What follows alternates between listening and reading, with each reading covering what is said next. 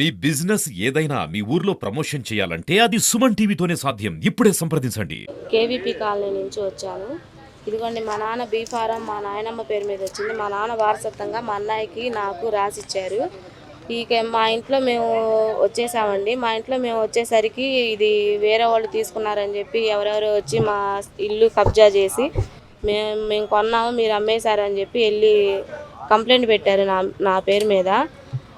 సుబ్బారెడ్డి అనే వ్యక్తి నగరంపాలెం పోలీస్ స్టేషన్లో కంప్లైంట్ పెట్టారు. ఏంటని చెప్పి స్టేషన్కి వెళ్తే సిఏ గారు వాళ్ళని పిలిపించి గంట సేపు నన్ను మా వదిన్ని స్టేషన్లో గంట సేపు నిలబెట్టి వాళ్ళని కూర్చోబెట్టి మాట్లాడి సంతకాలు పెట్టేసి వాళ్ళ దగ్గర ఎంతో కొంత తీసుకొని వెళ్ళిపోమ్మ పక్కకి, లేదంటే నిన్ను చంపేస్తారు, ఫుల్ సపోర్ట్ ఇచ్చి సిఏ గారు వాళ్ళతో మాట్లాడి బెదిరించి పంపించారండి మమ్మల్ని. సిఏ గారి పేరు తెలియదు, నగరంపాలెం సిఏ గారు అండి, అబ్దుల్ రెహమాన్ అని తెలిసింది. ఆ సిఏ గారు ఎట్లా పడితే అలా మాట్లాడి ఇదిగోండి ఇంటి జిరాక్సు, ఇదిగోండి ఇంటి కాగితాలు, మాకు మా పిల్లలకి ప్రాణహానిగా ఉంది, న్యాయం జరిగిద్దని చెప్పి నేను ఎస్పీ గారి దగ్గరికి వచ్చాను. మాకు న్యాయం జరగకపోతే మా ఫ్యామిలీ మొత్తం మేము సూసైడ్ చేసుకొని చనిపోవడానికైనా సిద్ధమేనండి. మాకు తెలియదండి వాళ్ళు ఎవరు. వాళ్ళు వైసీపీ నెంబర్లు అని చెప్పి నేను వచ్చి స్టేషన్ దగ్గర మమ్మల్ని బెదిరియటం జరిగింది. నువ్వేం చేసుకుంటావు చేసుకోపో, లేదంటే ఎంతో కొంత తీసుకొని మీ అన్నయ్య నువ్వు పక్కకి వెళ్ళిపోండి అంటున్నారు, ఎంతో కొంత డబ్బులు ఇస్తావు అంటున్నారు. నాకు ఉండటానికి మాకు నీళ్ళు లేదండి. మా ఇంట్లో మేము ఉండటానికి మాకు ప్రాణహానిగా అయిపోయింది. ఇంటికి వచ్చి ఏ టైనా నైటు బెదిరింపులు, ఇళ్ళ మీద రాళ్ళు వేయటం, బెదిరియటం అట్లా చేస్తున్నారండి. ఇళ్ళ మీదకి వస్తున్నారు నైటు. సిఏ గారు మాత్రం వాళ్ళకి ఫుల్ సపోర్ట్గా ఉన్నాడండి. సిఏ గారు ప్రతి ఒక్క మాట వాళ్ళకి వెళ్ళే మాట్లాడుతున్నారు. ఒక లేడీస్ అని కూడా చూడకుండా మేము డేట్లో ఉండి కూడా ఒక గంట సేపు మేము ఇంతే నిలబడ్డామండి స్టేషన్లో. మరి ఆయనకు కూడా ఆయన కన్న తల్లి కూడా ఒక ఆడదే కాండి, ఇది కూడా లేకుండా ఆయన మమ్మల్ని నిలబెట్టి గంట సేపు స్టేషన్లో కూర్చోబెట్టి వాళ్ళని కూర్చోబెట్టి పంచాయతీ చేశారు.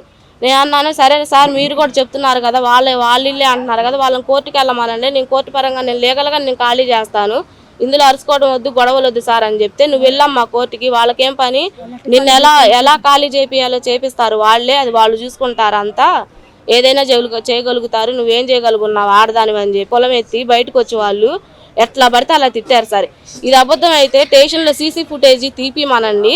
ఆ సీసీ ఫుటేజీలో మేము ఎంతసేపు నిలబడ్డామో, ఎంతసేపు డిస్కషన్ జరిగిందో మొత్తం బయటకు వచ్చింది సార్. ఇది మాత్రం న్యాయం జరగకపోతే మేమందరం ఫ్యామిలీ మొత్తం మేము సూసైడ్ చేసుకొని చనిపోతాం సార్. 5 సెంట్లు 2 డాబాలు, కేవీపీ కాలనీ, లక్ష్మీనగర్, 3వ లైను. ఇదిగోండి సార్, ఈ కాగితం అంట చెల్లదని సార్ సిఏ గారికి. వాళ్ళ దగ్గర ఉన్న కాగితాలే చెల్లుతాయి అంట. ఇది ఫ్రాడ్ అంట ఈ కాగితం. సిఏ గారు నిర్ధారించేశారు. సరే సార్ మీరు చెప్తున్నారు కదా వాళ్ళకే చెల్లిద్ది అంటున్నారు కదా, వాళ్ళని వెళ్ళమనండి కోర్టు కంటే వాళ్ళు కోర్టుకి వెళ్ళరంట. వాళ్ళు దౌర్జన్యంగానే మమ్మల్ని చంపి ఖాళీ చేపించి ఆ ల్యాండ్ వాళ్ళు హ్యాండ్ ఓవర్ చేసుకునే రైట్స్ ఉన్నాయంట వాళ్ళకి. ఏటుకూరు మాది, ఏటుకూరు కన్నాదమ్ములు భాగం. మా ల్యాండ్ పడేస్తే ఇంటికి వెళితే మా తోడుకోవాలన్నామే హౌస్ కడుతుంటే నేను ఎందుకు కడుతున్నావు అని వెళితే ఆపమంటే నన్ను నీ శాత అయింది నువ్వు చేసుకో, ఎవరి దగ్గరికి వెళ్ళిపోతావు వెళ్ళు, నిన్ను దిక్కుండా అక్కడ చెప్పుకోమంది. అందుకని నేను నిన్న గవర్నమెంట్ హాస్పిటల్కి వెళ్ళి చూపించుకొని దెబ్బలు తగినాయి. చూపించుకొని నేను ఎమ్మెల్సీ పెడితే 8 ఏళ్ల నుంచి ఇదే టార్చర్ అండి వాళ్ళతో. ఇంటికి గింటుకుండా కాడకు వస్తే అక్కడ కూడా వాళ్ళ మొగుడు పిల్లల్ని వేసుకొని వచ్చేస్తారు. వాళ్ళందరినీ తీసుకొస్తుంది. వాళ్ళకి ఎంతమంది అయితే బంధువులు ఉండారో అంతమందిని తీసుకొని వచ్చి అల్లరి చేస్తుంది. పిల్లలు నువ్వేం చేస్తావో చేసుకో, ఎవరి దగ్గరికి వెళ్తావు వెళ్ళు అని అంటుంది. ఇంతమంది కూడా కేసులు పెడితే మమ్మల్ని ఎవరు పట్టించుకోలేదు. మాకు న్యాయం మా మరిది భారతి కూతురు, వాళ్ళ బావ, వాళ్ళ నాన్న న్యాయం కావాలి సార్. నాకు న్యాయం ఎక్కడికి వెళ్ళినా నాకు న్యాయం జరగట్లేదు. 2.5 సెంటు పక్కన అమ్ముకున్నది కదా, అమ్ముకొని డబ్బులు అడుగుతున్నా కూడా నీకు ఎందుకు ఇవ్వాలి నేనని నాది కూడా ఆక్రమించుకొని ఇల్లు పునాది లేపింది, చాలా వరకు లేపింది. కొత్తపేటలో ఉంటున్నారు.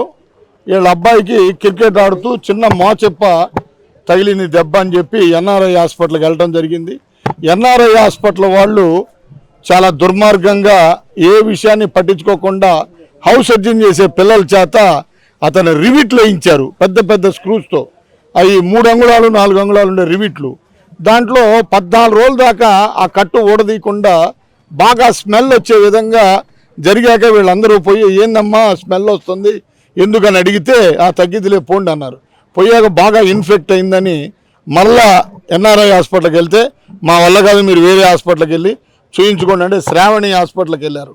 ఆ శ్రావణి హాస్పిటల్ వాళ్ళు ఒక 4-5 లక్షల రూపాయలు ఖర్చు పెట్టించాక నిన్న అయ్యా మీ అబ్బాయిది మేము అది వాళ్ళు చేసినటువంటి ఇన్ఫెక్ట్ వల్ల చాలా నష్టం జరిగింది, ఇక్కడ కాదు హైదరాబాద్ వెళ్ళండి అన్నారు. అతను ఆర్థికంగా ఏమీ లేని చిన్న పెయింటర్ దగ్గర పనిచేసే ఓ పెయింటర్, అక్కడికి తన ఇల్లు తాకట్టు పెట్టి 5 లక్షల రూపాయలు ఎన్ఆర్ఐ హాస్పిటల్ కానీ ఈడ కానీ ఖర్చు పెట్టడం జరిగింది. ఎన్ఆర్ఐ హాస్పిటల్ ఫ్రీ అన్నారు కానీ మందులని అవేని ఇవేని ఇతని దగ్గర చాలా దౌర్జన్యం చేసి వసూలు చేశారు. కాబట్టి ఇతనికి అన్యాయం జరిగిన దానికి ఆ కుర్రోడు లేచి నడిచే పరిస్థితి అయితే లేదు, అన్నీ మంచంలోనే ఉన్నాయి. ఇప్పుడు అటు ప్రజెంట్ కూడా మంచంలోనే ఉన్నాయి.